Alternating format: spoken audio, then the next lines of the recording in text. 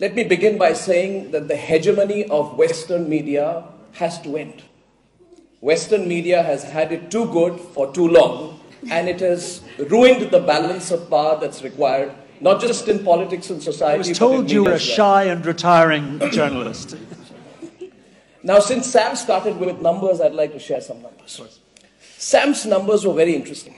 If you look at his numbers, he says that in India, 91% of Indians follow cross-border news. So Indians are most interested about the world. The least interested in the world are the Americans and the British.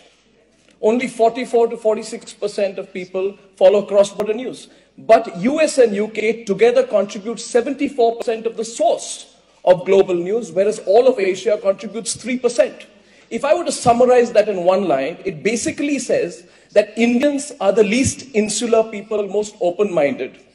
Americans are the most insular people, right? But they have complete dominance over the global narrative in terms of news. I'll share a couple of other numbers with that. I have said recently that India will be the next media capital of the world. And I want to share with this audience why I think so. We have 99,000 publications in India. We have 13,761 registered newspapers in India. We have 404 news channels in India which run 24/7, and we don't have one single global news network. Now, if I look at Sam's figures and the figures that I'm presenting to you, and begin with an assumption, and I'll wrap up, begin with an assumption that there is a problem in the world in terms of balance. It is from countries like India, which speak English, which are democracies, where the challenge to the global news hegemony is about to come. And I just think it's so necessary from a balancing of power perspective. The Americans are very concerned about the entry of Russia into the Middle East.